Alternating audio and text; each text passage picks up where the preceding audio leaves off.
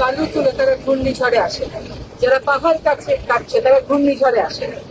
তাদের ব্যাপারে আমাদের প্রাথমিক অবস্থান হচ্ছে, এটা পুলিশ প্রশাসনকে বলা হয়েছে, স্থানীয় প্রশাসনকে বলা হয়েছে, এখানে 0 টলারেন্স। এগুলো তাদেরকে আটকাতে কর্মপরিকল্পনা নিয়ে মাঠে নামতে হবে। দখলের বিষয়টা জটিল হয়ে গেছে। জটিল হয়ে যাওয়ার অর্থই না যে কোনো সমাধান নেই, সমাধানটা থেকে সময় লাগবে। আমরা যেখানে দখল অপেক্ষাকৃত কম, সেখানে দখলের ছেলে পরিকল্পনাটা প্রথমে করবো, আর যেখানে দখল অপেক্ষাকৃত বেশি এবং আমরা দেখবো যেখানে কিছু আর্থসামাজিক বাস্তবতা আছে, সেখানে আমাদের বিকল্প কাজে যেতে হবে। এই মুহূর্তে কাজ হচ্ছে চুনতির সীমানা নির্ধারণ করা।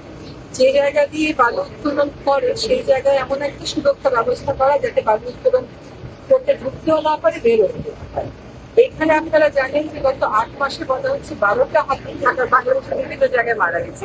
এটার কারণটা হচ্ছে যে হাতিকে অযত্ন করতে করতে সমস্যাটা চূড়ায় পৌঁছে গেছে।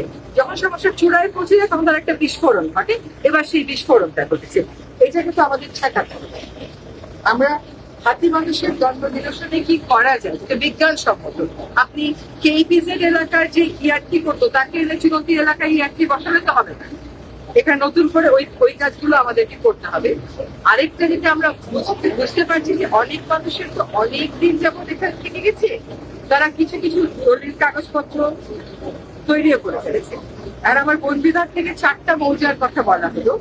দেখা গেল যে বনের আয়তন হচ্ছে 24,000+ একর, আর দখলের পরিমাণ আর সামাজিক বনায়ন করে বন বিভাগ এটাকে নামায় আনছে 15,000। আমার প্রথম কাজটা হবে 24,000-এর একটা সীমানা, দ্বিতীয় কাজটা হবে 15,000টাকে সুরক্ষিত করা, তারপরে হচ্ছে অবৈধ দখল দিয়ে একটা কর্মপরিকল্পনা নিয়ে মাঠে নামা। সেখানে আমরা দখল উচ্ছেদ যেমন করবো, আর্থসামাজিক বাস্তবতা বিবেচনায় অন্য কিছু করতে হয় কিনা সেটাও দেখবো।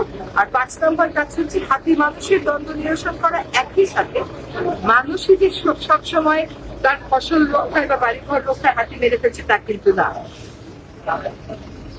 হাতি কিন্তু পাচারের উদ্দেশ্যেও মেরে ফেলা হচ্ছে, হাতির দাঁতটা নিয়ে যাওয়া হচ্ছে, তার লোক নিয়ে যাওয়া হচ্ছে। এটা তো একটা অর্গানাইজড ক্রাইম। এই অর্গানাইজড ক্রাইমের বিরুদ্ধে প্রয়োজনে আমরা গোয়েন্দা সংস্থার সাহায্য নিয়ে এই অর্গানাইজড ক্রাইমের যে গোড়া সেটাতে পর্যন্ত পৌঁছাবার চেষ্টা করি। আর আরেকটা বড় কথা হচ্ছে সকলের উদ্দেশ্যে বলা যে হাতি আসলে মানুষ মেরে ফেলে, এটা হাতিকে একটা অন্যায় অভিযোগ দেওয়া। হাতির জায়গায় আপনি চলে এসছেন, আপনি হাতির আবাসস্থল ধ্বংস করে দিয়েছেন। এখন হাতি যখন আপনার এখানে চলে আসে তখন আপনি রাগ করলে তো হবে না, তখন আপনি আপত্তি জানালে তো হবে না। আপনি যখন হাতির আবাসস্থলটা নষ্ট করেছিলেন তখন তো এই কথাটা আপনি বিবেচনায় রাখেন। মানে এই হাতি মানুষের কনফ্লিক্টটা গোটা বাংলাদেশেই ছড়িয়ে পড়েছে, এটা মোকাবেলায় আমরা ব্যবস্থা। ধন্যবাদ।